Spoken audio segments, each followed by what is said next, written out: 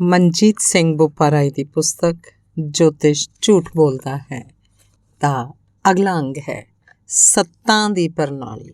ਜੋਤਿਸ਼ ਦੇ ਮੁੱਢਲੇ ਜਨਮਦਾਤਿਆਂ ਨੇ ਜੰਤਰੀ ਦੀਆਂ ਗਿਣਤੀਆਂ ਮਿਣਤੀਆਂ ਵਿੱਚ ਬ੍ਰਹਿਮੰਡ ਦੇ 7 ਆਕਾਸ਼ੀ ਪਿੰਡਾਂ ਦੀ ਪ੍ਰਣਾਲੀ ਨੂੰ ਹੀ ਵਰਤਿਆ। ਉਹ 7 ਗ੍ਰਹਿ ਸਨ: ਸੂਰਜ, ਚੰਦਰਮਾ, ਬ੍ਰਹਸਪਤੀ, ਬੁੱਧ, ਮੰਗਲ, ਸ਼ੁੱਕਰ ਤੇ ਸ਼ਨੀ।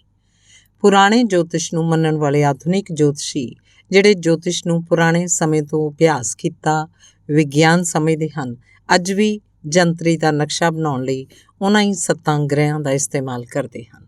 1781 ਵਿੱਚ ਵਿਲੀਅਮ ਹਰਫਲ ਦੁਆਰਾ ਨਵੇਂ ਗ੍ਰਹਿ ਯੂਰੇਨਸ ਦੀ ਖੋਜ ਨੇ ਜੰਤਰੀ ਦੇ ਡਿਜ਼ਾਈਨ ਦਾ ਹੁਲੀਆ ਵਿਗਾੜ ਕੇ ਰੱਖ ਦਿੱਤਾ। ਜੋਤਸ਼ੀਆਂ ਲਈ ਇਸ ਨਵੇਂ ਗ੍ਰਹਿ ਨੂੰ ਨਕਸ਼ਿਆਂ 'ਚ ਅੰਕਿਤ ਕਰਨ ਦੀ ਸਮੱਸਿਆ ਪੈਦਾ ਹੋ ਗਈ ਅਤੇ ਜਦੋਂ ਅਖੌਤੀ ਸਮਝਦਾਰ ਜੋਤਸ਼ੀ ਇਸ ਨਵੇਂ ਗ੍ਰਹਿ ਨੂੰ ਆਪਣੇ ਨਕਸ਼ਿਆਂ 'ਚ ਫਿੱਟ ਕਰਨ ਲਈ ਕੋਈ ਜਗ੍ਹਾ ਨਾ ਲੱਭ ਸਕੇ ਅਤੇ ਨਾ ਹੀ ਉਹ ਗ੍ਰਹਿ ਦੀ ਹੋਂਦ ਤੋਂ ਮੁਨਕਰ ਹੋਣ ਦੀ ਸਥਿਤੀ 'ਚ ਸਨ, ਉਹਨਾਂ ਨੇ ਮਸਲਾ ਇਹ ਕਹਿ ਕੇ ਟਾਲਿਆ ਕਿਉਂਕਿ ਨਵੇਂ ਗ੍ਰਹਿ ਨੂੰ ਅਸੀਂ ਨੰਗੀ ਅੱਖ ਨਾਲ ਨਹੀਂ ਵੇਖ ਸਕਦੇ, ਇਸ ਲਈ ਇਹ ਕਿਸਮਤਾਂ ਉੱਤੇ ਪ੍ਰਭਾਵ ਨਹੀਂ ਪਾਉਂਦਾ। ਕੁਝ ਹੋਰਾਂ ਨੇ ਦਲੀਲ ਦਿੱਤੀ ਕਿਉਂਕਿ ਸਾਡੇ ਸਿਰ 'ਚ 7 ਮੋਰੀਆਂ ਹਨ, 2 ਨਾਸਾਂ, 2 ਅੱਖਾਂ, 1 ਮੂੰਹ ਅਤੇ 2 ਕੰਨ, ਇਸ ਲਈ ਜ਼ਰੂਰੀ 7 ਗ੍ਰਹਿ ਹੋਣੇ ਚਾਹੀਦੇ ਹਨ। ਅਜਿਹੀ ਮਹੱਤਵਪੂਰਨ ਦਲੀਲ ਹਾਸੋਹੀਣੀ ਸੀ। ਮੈਂ ਇੱਥੇ ਇਹ ਵੀ ਦਲੀਲ ਦੇ ਸਕਦਾ ਕਿ ਮਨੁੱਖੀ ਸਰੀਰ 'ਚ 9 ਮੋਰੀਆਂ ਹਨ, ਇਸ ਲਈ ਸੱਚੀ ਮੁੱਚੀ 9 ਗ੍ਰਹਿ ਹੀ ਹੋਣੇ ਚਾਹੀਦੇ ਹੈ। ਬੇਸ਼ੱਕ ਇਹ ਦਲੀਲ ਅੱਜ ਦੇ ਸਮੇਂ ਦੇ 9 ਗ੍ਰਹਿਆਂ ਲਈ ਠੀਕ ਬੈਠਦੀ ਹੈ, ਪਰ ਭਾਵੇਂ ਲਾਈਲੱਗ ਲੋਕਾਂ ਨੂੰ ਠੀਕ ਜਚਾਉਣ ਲਈ ਅਜਿਹੀ ਦਲੀਲ ਕਾਫੀ ਹੈ, ਫਿਰ ਵੀ ਸਾਡੇ ਸਰੀਰ ਦਾ ਗ੍ਰਹਿਆਂ ਦੀ ਗਿਣਤੀ ਨਾਲ ਕੋਈ ਸਬੰਧ ਨਹੀਂ ਹੈ। ਇਹਨਾਂ ਤੋਂ ਇਲਾਵਾ ਹੋਰ ਗ੍ਰਹਿ ਲੱਭ ਲੈਣਾ ਵੀ ਸੰਭਵ ਹੈ। ਸਮੇਂ ਦੇ ਬੀਤਣ ਨਾਲ ਜਦੋਂ ਤਰਕਸ਼ੀਲ ਆਲੋਚਨਾ ਦਾ ਸਾਹਮਣਾ ਨਾ ਕਰ ਸਕੇ ਤਾਂ ਕੁਝ ਚਲਾਕ ਜੋਤਸ਼ੀਆਂ ਨੇ ਯੂਰੇਨਸ ਨੂੰ ਜੰਤਰੀ 'ਚ ਲੀਡਰਸ਼ਿਪ ਦੇ ਪ੍ਰਤੀਕ ਵਜੋਂ ਅੰਕਿਤ ਕਰਕੇ ਮੌਕਾ ਸੰਭਾਲਿਆ। ਅਜੇ ਜਦੋਂ ਜੋਤਸ਼ੀਆਂ ਨੇ ਇਹ ਮਸਲਾ ਖੁਰਦ-ਬੁਰਦ ਕੀਤਾ ਹੀ ਸੀ ਤਾਂ ਜਰਮਨੀ ਦੇ 2 ਮਿਹਨਤੀ ਤਾਰਾ ਵਿਗਿਆਨੀਆਂ ਗੈਲੇ ਅਤੇ ਡੀਅਰੈਂਸਟ ਨੇ 1846 ਵਿੱਚ ਨਵੀਂ ਕਿਸਮ ਦੀ ਵਿਕਸਤ ਦੂਰਬੀਨ ਦੀ ਸਹਾਇਤਾ ਨਾਲ ਅਤੇ ਅੰਗਰੇਜ਼ ਤਾਰਾ ਵਿਗਿਆਨੀ ਜੌਨ ਕੋਚ ਐਡਮਜ਼ ਦੀ ਅਤੇ ਫਰਾਂਸੀਸੀ ਤਾਰਾ ਵਿਗਿਆਨੀ ਲੈਵੇਰੀਅਰ ਦੀਆਂ ਆਜ਼ਾਦਾਨਾ ਅੰਕੜਾ ਗਿਣਤੀਆਂ ਦੇ ਆਧਾਰ ਉੱਤੇ ਇੱਕ ਹੋਰ ਨਵੇਂ ਗ੍ਰਹਿ ਨੈਪਚੂਨ ਦੀ ਖੋਜ ਕਰ ਦਿੱਤੀ। ਇਸ ਨਾਲ ਤਾਂ ਜੋਤਸ਼ੀਆਂ ਦੇ ਦਿਮਾਗ ਹੀ ਚਕਰਾ ਗਏ। ਤਾਰਾ ਵਿਗਿਆਨ ਦੀਆਂ ਨਵੀਆਂ ਖੋਜਾਂ ਜੋਤਸ਼ੀਆਂ ਨੂੰ ਮਹਾਨ ਮੁੱਕੇਬਾਜ਼ ਮੁਹੰਮਦ ਅਲੀ ਦੇ ਮੁੱਕਿਆਂ ਵਾਂਗ ਬੇਸੁਰਤ ਕਰ ਰਹੀਆਂ ਸਨ। ਹੋਰ ਕਿੰਨੇ ਗ੍ਰਹਿਆਂ ਦੀ ਹੋਂਦ ਹੋ ਸਕਦੀ ਹੈ ਅਤੇ ਉਹਨਾਂ ਦੀ ਸੱਤਾ ਦੀ ਪ੍ਰਣਾਲੀ ਉੱਤੇ ਕੀ ਪ੍ਰਭਾਵ ਪਏਗਾ ਵਰਗੇ ਪ੍ਰਸ਼ਨਾਂ ਨੇ ਜੋਤਸ਼ੀਆਂ ਨੂੰ ਘੁੰਮਣ ਘੇਰੀ 'ਚ ਪਾ ਦਿੱਤਾ। ਇਸ ਮੁਸ਼ਕਲ ਦੇ ਸਮੇਂ ਜਦੋਂ ਪੱਛਮੀ ਜੋਤਸ਼ੀਆਂ ਨੇ ਚੁੱਪੀ ਧਾਰ ਰੱਖੀ ਸੀ ਅਤੇ ਅੱਖਾਂ ਹੀ ਬੰਦ ਕਰ ਲਈਆਂ ਸੀ ਤਾਂ ਭਾਰਤ ਦੇ ਤਜਰਬੇਕਾਰ ਜੋਤਸ਼ੀਆਂ ਨੇ ਮੌਕਾ ਸੰਭਾਲਿਆ। ਉਹਨਾਂ ਨੇ ਖੁੰਭ ਵਾਂਗ ਉੱਗੀ ਥਿਓਸੋਫੀ ਦੀ ਨੇਤਾ ਮੈਡਮ ਬਲਾਵਾਸਕੀ ਦੇ ਆਸ਼ੀਰਵਾਦ ਨਾਲ ਐਲਾਨ ਕੀਤਾ। ਕਿਉਂਕਿ ਰਾਸ਼ੀ ਚੱਕਰ ਦੇ 12 ਨਿਸ਼ਾਨ ਹਨ, ਇਸ ਲਈ ਅਸਲ 'ਚ ਗ੍ਰਹਿਆਂ ਦੀ ਗਿਣਤੀ 12 ਹੈ। ਇੰਝ ਉਹਨਾਂ ਨੇ ਤਾਰਾ ਵਿਗਿਆਨੀਆਂ ਤੋਂ ਵੀ ਕੁਝ ਕਦਮ ਅੱਗੇ ਦੀ ਗੱਲ ਕੀਤੀ। ਬੇਸ਼ੱਕ ਸਾਡੇ ਅਗਾਂਹ-ਵਧੂ ਤਾਰਾ ਵਿਗਿਆਨੀ ਜੋ ਹਬਲ ਦੂਰਬੀਨ ਅਤੇ ਹੋਰ ਬਹੁਤ ਹੀ ਵਿਕਸਤ ਨਵੇਂ ਯੰਤਰਾਂ ਨਾਲ ਲੈਸ ਨੇ ਅੱਜ ਤੱਕ ਵੀ ਯਕੀਨੀ ਤੌਰ 'ਤੇ 10ਵਾਂ ਗ੍ਰਹਿ ਨਹੀਂ ਲੱਭ ਸਕੇ। 1930 'ਚ 9ਵੇਂ ਗ੍ਰਹਿ ਪਲੂਟੋ ਦੀ ਖੋਜ ਨੇ ਭਾਰਤੀ ਜੋਤਸ਼ੀਆਂ ਨੂੰ ਪ੍ਰਭਾਵਿਤ ਨਹੀਂ ਕੀਤਾ, ਪਰ ਪੱਛਮੀ ਜੋਤਸ਼ੀ ਤਾਰਾ ਵਿਗਿਆਨ ਦੀਆਂ ਨਵੀਆਂ ਖੋਜਾਂ ਤੋਂ ਉਕਤਾ ਚੁੱਕੇ ਸਨ। ਕੀ ਸਾਨੂੰ ਭਾਰਤੀਆਂ ਨੂੰ ਸਾਡੇ ਚੁਸਤ ਜੋਤਸ਼ੀਆਂ ਉੱਤੇ ਮਾਣ ਨਹੀਂ ਹੋਣਾ ਚਾਹੀਦਾ? ਜੇ ਅਸੀਂ ਹੋਰ ਖੇਤਰਾਂ 'ਚ ਚੁਸਤ ਨਹੀਂ ਤਾਂ ਸਾਡੇ ਜੋਤਸ਼ੀ ਤਾਂ ਪੱਛਮੀ ਜੋਤਸ਼ੀਆਂ ਤੋਂ ਚਲਾਕ ਨਿਕਲੇ, ਕਿਉਂਕਿ ਉਹਨਾਂ ਨੂੰ ਪੱਛਮੀਆਂ ਨਾਲੋਂ ਘੱਟ ਹੀ ਮੂੰਹ ਦੀ ਖਾਣੀ ਪਈ ਅਤੇ ਭਵਿੱਖ ਵਿੱਚ ਵੀ ਉਹ ਪੱਛਮੀਆਂ ਦੇ ਘੱਟ ਨੁਕਸਾਨ ਉਠਾਉਣਗੇ। ਦੇਖਿਆ ਪ੍ਰਾਚੀਨ ਅਨੁਭਵ ਦਾ ਕਮਾਲ। ਹੌਲੀ-ਹੌਲੀ ਥੋੜ੍ਹੀ ਸ਼ਰਮ ਨਾਲ ਝਿਜਕਦੇ ਹੋਏ ਜੋਤਿਸ਼ ਨੂੰ ਤਾਰਾ ਵਿਗਿਆਨਕ ਖੋਜਾਂ ਨਾਲ ਰਲਣ ਲਈ ਅਤੇ ਵਿਗਿਆਨਕ ਮਿਹਦਿਆਂ ਦੇ ਪਚਣ ਨੂੰ ਸੰਭਵ ਬਣਾਉਣ ਲਈ ਬਹੁਤ ਸਾਰੇ ਜੋਤਸ਼ੀਆਂ ਨੇ ਨਵੇਂ ਗ੍ਰਹਿ ਯੂਰੇਨਸ, ਨੈਪਚੂਨ ਅਤੇ ਪਲੂਟੋ ਨੂੰ ਸਵੀਕਾਰ ਕਰ ਲਿਆ। ਅੱਜ ਵੀ 1991 ਵਿੱਚ 7 ਗ੍ਰਹਿਆਂ ਦੀ ਪ੍ਰਣਾਲੀ 'ਤੇ ਆਧਾਰਿਤ ਛਪੀਆਂ ਜੋਤਿਸ਼ ਦੀਆਂ ਕਿਤਾਬਾਂ ਦੁਕਾਨਾਂ ਦੇ ਖਾਨਿਆਂ 'ਚ ਮਿਲਦੀਆਂ। ਇਹਨਾਂ ਕਿਤਾਬਾਂ ਦੇ ਲਿਖਾਰੀ ਜੋਤਸ਼ੀ ਪੁਰਾਣੇ 7 ਯੂਨਾਨੀ ਦੇਵਤਿਆਂ ਦੇ 7 ਗ੍ਰਹਿਆਂ ਦੇ ਆਧਾਰ ਨੂੰ ਹੀ ਸੱਚਾ ਜੋਤਿਸ਼ ਵਿਗਿਆਨ ਮੰਨਦੇ ਹੈ। ਜੋਤਿਸ਼ ਦੀਆਂ ਦੋਵੇਂ ਪ੍ਰਣਾਲੀਆਂ ਸੱਚਾ ਹੋਣ ਦਾ ਦਾਅਵਾ ਕਰਦੀਆਂ, ਭਾਵੇਂ ਵਿਗਿਆਨਕ ਦੁਨੀਆ ਜਿਹਨੂੰ ਇਸ ਬ੍ਰਹਿਮੰਡ ਦਾ ਅਜੋਕਾ ਵੱਧ ਤੋਂ ਵੱਧ ਗਿਆਨ ਪ੍ਰਾਪਤ ਹੈ, ਦੋਨਾਂ ਨੂੰ ਹੀ ਰੱਦ ਕਰਦੀ ਹੈ। ਆਓ ਹੁਣ ਇਸ ਪਾਠ 'ਚ ਪਹਿਲਾਂ ਵੀ ਵਰਣਨ ਕੀਤੇ ਜਾ ਰਹੇ 2 ਕਲਪਿਤ ਗ੍ਰਹਿ ਰਾਹੂ ਅਤੇ ਕੇਤੂ ਦੀ ਵਿਆਖਿਆ ਕਰੀਏ। ਇਹਨਾਂ ਦੀ ਹੋਂਦ ਨੂੰ ਸਿੱਧ ਕਰਨ ਲਈ ਜੋਤਸ਼ੀ ਇਹਨਾਂ ਨੂੰ ਕਾਲੇ ਗ੍ਰਹਿ ਹੋਣ ਦੀ ਦਲੀਲ ਦਿੰਦੇ ਹੈ, ਜਿਨ੍ਹਾਂ ਨੂੰ ਮਨੁੱਖ ਵੇਖ ਨਹੀਂ ਸਕਦਾ। ਜੇ ਜੋਤਸ਼ੀ ਵੀ ਮਨੁੱਖ ਹੀ ਨੇ ਤਾਂ ਇਹਨਾਂ ਨਾ ਵੇਖੇ ਜਾਣ ਵਾਲੇ ਗ੍ਰਹਿਆਂ ਦੀ ਹੋਂਦ ਦਾ ਉਹਨਾਂ ਨੂੰ ਕਿਵੇਂ ਪਤਾ ਲੱਗਦਾ ਹੈ ਕਿ ਅਸਲ 'ਚ ਪੁਲਾੜ ਵਿੱਚ ਦੋ ਕਲਪਿਤ ਬਿੰਦੂ ਹਨ ਜਿੱਥੇ ਸੂਰਜ ਤੇ ਚੰਦਰਮਾ ਦੇ ਪੱਖ ਇੱਕ ਦੂਜੇ ਨੂੰ ਪਾਰ ਕਰਦੇ ਧਰਤੀ ਤੋਂ ਵੇਖ ਰਹੇ ਵਿਅਕਤੀ ਨੂੰ ਦਿਖਾਈ ਦਿੰਦੇ ਹੈ। ਇਹਨਾਂ ਦਾ ਇੱਕ ਦੂਜੇ ਨੂੰ ਪਾਰ ਕਰਨਾ ਹੀ ਹੈ ਜਿਹੜਾ ਸੂਰਜ ਤੇ ਚੰਦਰਮਾ ਗ੍ਰਹਿਆਂ ਦਾ ਧਰਤੀ 'ਤੇ ਦਿਖਾਈ ਦੇਣ ਦਾ ਕਾਰਨ ਬਣਦਾ ਹੈ। ਜਦੋਂ ਰਾਹ ਤੇ ਕੇਤੂ ਦੀ ਹੋਂਦ ਹੀ ਨਹੀਂ ਤਾਂ ਇਹ ਕਹਿਣਾ ਮੂਰਖਤਾ ਹੀ ਹੈ ਕਿ ਇਹ ਮਨੁੱਖੀ ਮਸਲਿਆਂ ਨੂੰ ਪ੍ਰਭਾਵਿਤ ਕਰਦੇ ਹੈ। ਚੰਦਰਮਾ ਦੇ ਪੱਖ ਤੋਂ ਬਾਹਰ ਪੁਲਾੜ ਵਿੱਚ ਚੱਕਰ ਕੱਟਦੇ ਪੁਲਾੜ ਯਾਤਰੀ ਲਈ ਰਾਹੂ ਤੇ ਕੇਤੂ ਹੋ ਹੀ ਨਹੀਂ ਸਕਦਾ ਕਿਉਂਕਿ ਸੂਰਜ ਤੇ ਚੰਦਰਮਾ ਉੱਥੇ ਇੱਕ ਦੂਜੇ ਨੂੰ ਪਾਰ ਹੀ ਨਹੀਂ ਕਰਦੇ। ਕੀ ਅਸਮਾਨ 'ਚ ਕੋਈ ਸਥਿਰ ਬਿੰਦੂ ਹੋ ਸਕਦਾ ਹੈ? ਜਿਵੇਂ ਟਰੈਕਟਰ ਚਲਾਉਂਦੇ ਕਿਸਾਨ ਉੱਤੋਂ ਦੀ ਹੈਲੀਕਾਪਟਰ ਲੰਘ ਜਾਂਦਾ ਹੈ, ਇਹੋ ਸਥਿਤੀ ਰਾਹੂ ਤੇ ਕੇਤੂ ਦੀ ਹੈ। ਕੀ ਆਧੁਨਿਕ ਜੋਤਸ਼ੀ ਇਹ ਮੰਨਦੇ ਹੈ ਕਿ ਜਦੋਂ ਨਵੇਂ ਖੋਜੇ ਗ੍ਰਹਿਆਂ ਦੀ ਹੋਂਦ ਉਹਨਾਂ ਵੱਲੋਂ ਗਿਣੀ ਨਹੀਂ ਜਾਂਦੀ ਸੀ ਤਾਂ ਉਹਨਾਂ ਦੀਆਂ ਭਵਿੱਖਬਾਣੀਆਂ ਗਲਤ ਸਨ? ਭਵਿੱਖ 'ਚ ਲੱਭਿਆ ਗਿਆ ਕੋਈ ਹੋਰ ਗ੍ਰਹਿ ਉਹਨਾਂ ਦੀਆਂ ਬਿਲਕੁਲ ਠੀਕ ਭਵਿੱਖਬਾਣੀਆਂ ਨੂੰ ਗਲਤ ਬਣਾ ਸਕਦਾ ਹੈ। ਉਹ ਜੋਤਸ਼ੀ ਜਿਹੜੇ ਅੱਜ ਵੀ ਯੂਰੇਨਸ, ਨੈਪਚੂਨ ਤੇ ਪਲੂਟੋ ਆਦਿ ਨਵੇਂ ਗ੍ਰਹਿਆਂ ਨੂੰ ਨਹੀਂ ਵਰਤਦੇ, ਪੁਰਾਣੇ 7 ਦੇਵਤਿਆਂ ਦੇ 7 ਗ੍ਰਹਿਆਂ ਦੇ ਜੋਤਿਸ਼ ਨੂੰ ਹੀ ਸੱਚਾ ਵਿਗਿਆਨ ਮੰਨਦੇ ਹੈ। ਕੀ ਉਹਨਾਂ ਦੇ ਇਸ ਵਿਸ਼ਵਾਸ 'ਚ ਕੋਈ ਤਰਕ ਹੈ? ਕੀ ਇਹ ਵਿਸ਼ਵਾਸ ਕਰਨ ਯੋਗ ਹੈ ਕਿ ਨੰਗੀ ਅੱਖ ਨਾਲ ਵੇਖੇ ਜਾ ਸਕਣ ਵਾਲੇ ਗ੍ਰਹਿ ਹੀ ਮਨੁੱਖੀ ਘਟਨਾਵਾਂ ਉੱਤੇ ਅਸਰ ਪਾਉਂਦੇ ਹਨ, ਦੂਰਬੀਨ ਨਾਲ ਦੇਖੇ ਜਾ ਸਕਣ ਵਾਲੇ ਨਹੀਂ? ਇਹ ਇੰਨੀ ਬੇਦਲੀਲੀ ਤਰਕ ਹੈ ਜਿੰਨੀ ਜੇ ਮੈਂ ਕਹਾਂ ਕਿ ਕੀੜੇ ਜੋ ਨੰਗੀ ਅੱਖ ਨਾਲ ਵੇਖੇ ਜਾ ਸਕਦੇ ਨੇ ਸਰੀਰ 'ਚ ਬਿਮਾਰੀ ਪੈਦਾ ਕਰਦੇ ਨੇ, ਪਰ ਬੈਕਟੀਰੀਆ ਜੋ ਅੱਖਾਂ ਨਾਲ ਨਹੀਂ ਵੇਖੇ ਜਾ ਸਕਦੇ ਬਿਮਾਰੀ ਨਹੀਂ ਪੈਦਾ ਕਰਦੇ। ਇਹ ਕੁਝ ਕਸ਼ਟਦਾਇਕ ਸਮੱਸਿਆਵਾਂ ਹਨ ਜਿਹੜੀਆਂ ਜੋਤਸ਼ੀਆਂ ਤੋਂ ਜਵਾਬ ਮੰਗਦੀਆਂ ਹਨ। ਸੂਰਜ ਤੇ ਚੰਦਰਮਾ। ਮੁੱਢਲੇ ਜੋਤਸ਼ੀਆਂ ਤੇ ਅਖੌਤੀ ਤਾਰਾ ਵਿਗਿਆਨੀਆਂ ਨੇ ਸੂਰਜ ਤੇ ਚੰਦਰਮਾ ਨੂੰ ਗ੍ਰਹਿ ਮੰਨ ਕੇ ਆਪਣੇ ਜੋਤਿਸ਼ ਦੇ ਨਕਸ਼ੇ ਤਿਆਰ ਕੀਤੇ ਸਨ। ਉਸ ਸਮੇਂ ਮਨੁੱਖ ਦਾ ਬ੍ਰਹਿਮੰਡ ਬਾਰੇ ਗਿਆਨ ਬਹੁਤ ਘੱਟ, ਕੱਚ ਘਰੜ ਤੇ ਅਸਪਸ਼ਟ ਸੀ। ਉਹਨਾਂ ਨੂੰ ਇਸ ਗੱਲ ਦੀ ਵੀ ਜਾਣਕਾਰੀ ਨਹੀਂ ਸੀ ਕਿ ਸੂਰਜ ਇੱਕ ਗ੍ਰਹਿ ਨਹੀਂ ਸਗੋਂ ਤਾਰਾ ਹੈ ਤੇ ਚੰਦਰਮਾ ਗ੍ਰਹਿ ਨਹੀਂ ਹੈ, ਇਹ ਤਾਂ ਧਰਤੀ ਦਾ ਇੱਕ ਉਪਗ੍ਰਹਿ ਹੈ। ਉਹਨਾਂ ਨੂੰ ਇਹ ਵੀ ਗਿਆਨ ਨਹੀਂ ਸੀ ਕਿ 12 ਰਾਸ਼ੀਆਂ 'ਚ ਇੱਕ ਵੀ ਤਾਰਾ ਅਜਿਹਾ ਨਹੀਂ ਜਿਹਦੀ ਰੌਸ਼ਨੀ 4.5 ਸਾਲ ਤੋਂ ਘੱਟ ਸਮੇਂ 'ਚ ਧਰਤੀ 'ਤੇ ਪਹੁੰਚਦੀ ਹੋਵੇ। ਉਹ ਨਹੀਂ ਜਾਣਦੇ ਸਨ ਕਿ ਰਾਸ਼ੀ ਚੱਕਰ ਦੇ ਹਿੱਸਿਆਂ 'ਚੋਂ ਬਹੁਤ ਸਾਰੇ ਤਾਰੇ ਧਰਤੀ ਦੇ ਅਰਬਾਂ ਖਰਬਾਂ ਪ੍ਰਕਾਸ਼ ਵਰ੍ਹੇ ਦੂਰ ਹਨ। ਉਹ ਇਸ ਗੱਲੋਂ ਵੀ ਅਣਜਾਣ ਸੀ ਕਿ ਜੇ ਤਾਰਾ ਫਟ ਜਾਏ ਜਾਂ ਲੋਪ ਹੋ ਜਾਏ ਤਾਂ ਧਰਤੀ ਦੇ ਵਸਨੀਕਾਂ ਨੂੰ ਸੈਂਕੜੇ ਸਾਲਾਂ ਬਾਅਦ ਹੀ ਇਸ ਗੱਲ ਦੀ ਜਾਣਕਾਰੀ ਹੁੰਦੀ ਹੈ ਅਤੇ ਇਹ ਸਮਾਂ ਤਾਰੇ ਦੀ ਧਰਤੀ ਤੋਂ ਦੂਰੀ 'ਤੇ ਨਿਰਭਰ ਕਰਦਾ ਹੈ। ਉਹ ਇਹ ਵੀ ਨਹੀਂ ਜਾਣਦੇ ਸੀ ਕਿ ਜਲ ਕੇ ਨਸ਼ਟ ਹੋ ਰਹੇ ਤਾਰੇ ਦੀ ਆਖਰੀ ਕਿਰਨ ਧਰਤੀ ਉੱਪਰ ਪਹੁੰਚਣ ਤੱਕ ਉਹ ਸਾਨੂੰ ਵਿਖਾਈ ਦਿੰਦਾ ਰਹੇਗਾ। ਸਾਡਾ ਸੂਰਜ ਇੱਕ ਤਾਰਾ ਹੈ। ਇਹ ਗ੍ਰਹਿਆਂ ਦੇ ਉਪਗ੍ਰਹਿਆਂ ਲਈ ਰੌਸ਼ਨੀ ਤੇ ਸੂਰਜ ਊਰਜਾ ਦਾ ਇੱਕ ਸੋਮਾ ਹੈ। ਉਪਗ੍ਰਹਿ ਗ੍ਰਹਿਆਂ ਦੁਆਲੇ ਤੇ ਗ੍ਰਹਿ ਸੂਰਜਾਂ ਦੁਆਲੇ ਚੱਕਰ ਕੱਟਦੇ ਹੈ। ਇਹ ਸੂਰਜ ਮੰਡਲ ਹੀ ਹੈ ਜਿਹਨੂੰ ਸੂਰਜੀ ਪਰਿਵਾਰ ਕਿਹਾ ਜਾਂਦਾ ਹੈ।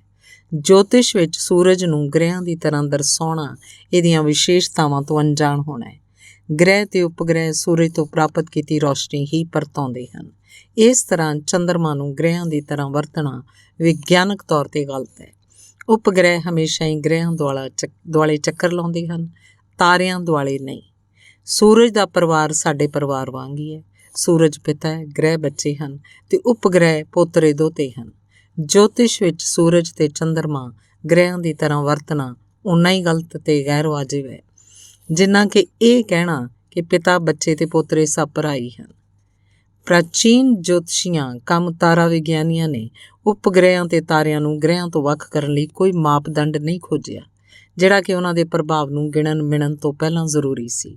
ਬ੍ਰਹਿਮੰਡੀ ਪਿੰਡਾਂ ਦੀ ਇਸ ਵੰਡ ਨੂੰ ਅੱਖੋਂ ਓਹਲੇ ਕਰਨਾ ਤਾਰਿਆਂ, ਗ੍ਰਹਿਆਂ ਤੇ ਉਪਗ੍ਰਹਿਆਂ ਦੇ ਖਾਸ ਗੁਣਾਂ 'ਤੇ ਮੁਨਕਰ ਹੋਣਾ ਹੈ। ਇਹ ਬਿਲਕੁਲ ਸਪਸ਼ਟ ਹੈ ਕਿ ਜੋਤਿਸ਼ ਦਾ ਝੂਠਾ ਵਿਗਿਆਨ ਕੱਚ ਘਰੜ ਗਿਆਨ ਦੀ ਪੈਦਾਇਸ਼ ਹੈ।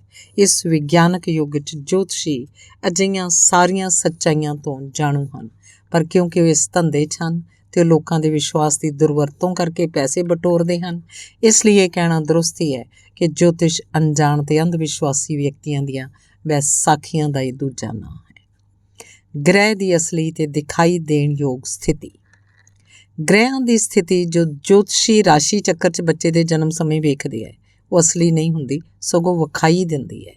ਜੋਤਸ਼ੀ ਇਹ ਦਾਅਵਾ ਕਰਦੇ ਹੈ ਕਿ ਸਹੀ ਜੰਤਰੀ ਤਿਆਰ ਕਰਨ ਲਈ 1 ਸੈਕਿੰਡ ਤੱਕ ਦੀ ਗਿਣਨਾ ਕਰਨੀ ਵੀ ਜ਼ਰੂਰੀ ਹੁੰਦੀ ਹੈ, ਪਰ ਉਸ ਗ੍ਰਹਿ ਤੋਂ ਰੌਸ਼ਨੀ ਦੇ ਧਰਤੀ ਤੱਕ ਪਹੁੰਚਣ ਲਈ ਲਏ ਗਏ ਸਮੇਂ ਨੂੰ ਅੱਖੋਂ ਪਰੋਖੇ ਕਰ ਦਿੰਦੇ ਹੈ।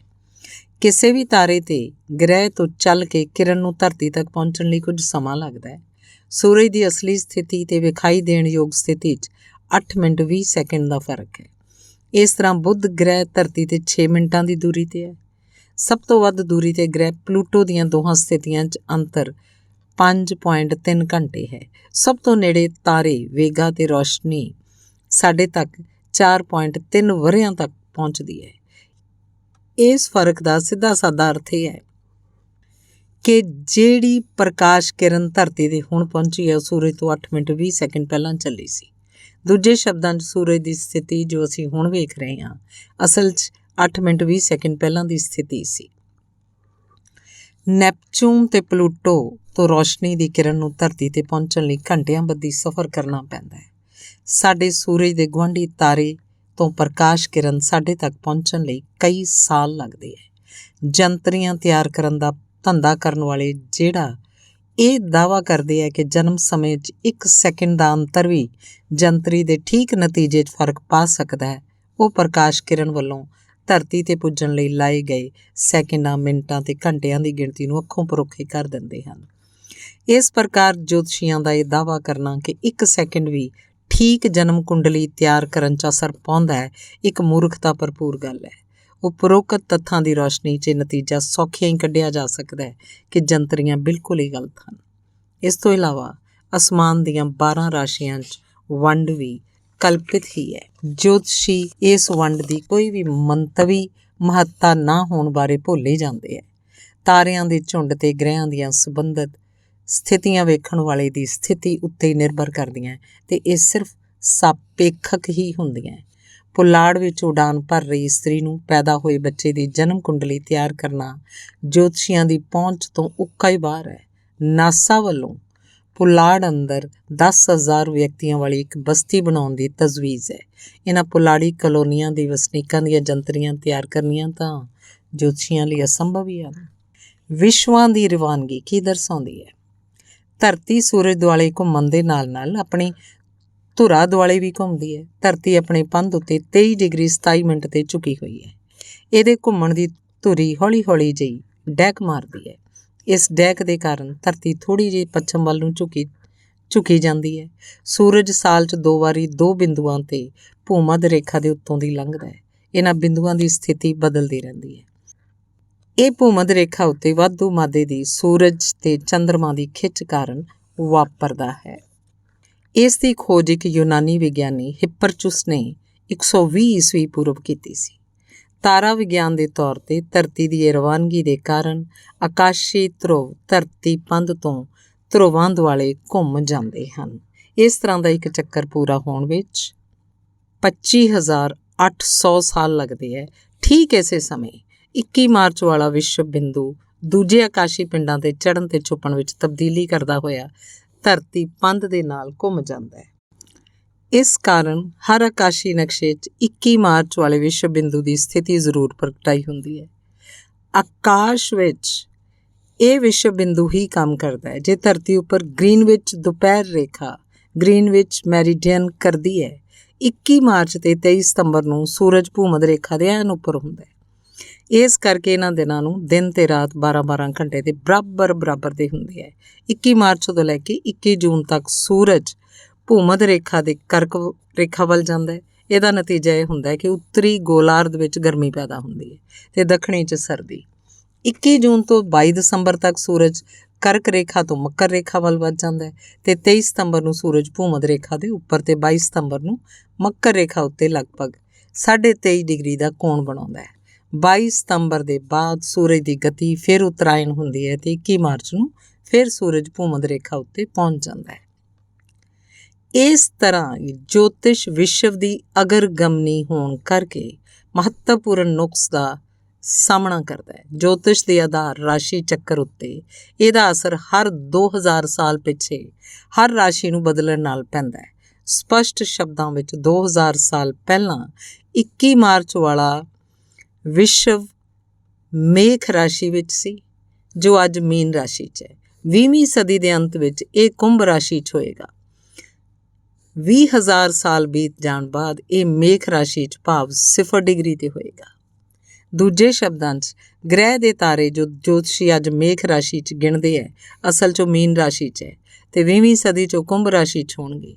ਅਤੇ ਜੇ ਉਹ ਤਬਦੀਲੀਆਂ ਧਿਆਨ 'ਚ ਨਹੀਂ ਰੱਖੀਆਂ ਜਾਂਦੀਆਂ ਤਾਂ ਜੋਤਿਸ਼ ਦੀਆਂ ਸਾਰੀਆਂ ਵਿਆਖਿਆ ਤੋੜੀਆਂ ਮਰੋੜੀਆਂ ਹੀ ਨਹੀਂ ਜਾਂਦੀਆਂ, ਸਗੋਂ ਗਲਤ ਵੀ ਹੋ ਜਾਂਦੀਆਂ। ਆਕਾਸ਼ੀ ਪਿੰਡਾਂ ਦੀ ਗਲਤ ਸਥਿਤੀਆਂ ਤੋਂ ਇਕੱਠੇ ਕੀਤੇ ਅੰਕੜੇ ਪੂਰੀ ਤਰ੍ਹਾਂ ਗਲਤ ਹਨ। ਗਲਤ ਅੰਕੜਿਆਂ 'ਚੋਂ ਕੱਢੇ ਗਏ ਸਿੱਟਿਆਂ ਨੂੰ ਕੋਈ ਮਹੱਤਤਾ ਦੇਣੀ ਬਿਲਕੁਲ ਗੈਰ ਵਿਗਿਆਨਕ ਹੈ। ਆਮ ਤੌਰ 'ਤੇ ਘਰ 'ਚ ਬਣੇ ਜੋਤਿਸ਼ ਦੇ ਵਿਗਿਆਨੀ ਇਸ ਪ੍ਰਮਾਣਿਤ ਵਿਗਿਆਨਕ ਅਸਲੀਅਤ ਨੂੰ ਅੱਖੋਂ ਪਰੋਖੇ ਕਰ ਜਾਂਦੇ ਹੈ। ਇਹਨਾਂ ਭੱਦਰ ਪੁਰਸ਼ਾਂ ਅਤੇ ਇਸਤਰੀਆਂ ਕੋਲ ਅਕਸਰ ਇੱਕੋ ਜਵਾਬ ਹੁੰਦਾ ਹੈ ਕਿ ਜੋ ਚੀਜ਼ ਜੋਤਿਸ਼ 'ਚ ਫਿੱਟ ਨਹੀਂ ਬੈਠਦੀ ਉਹਦੀ ਕੋਈ ਹੋਂਦ ਹੀ ਨਹੀਂ ਹੈ। ਧੰਨਵਾਦ।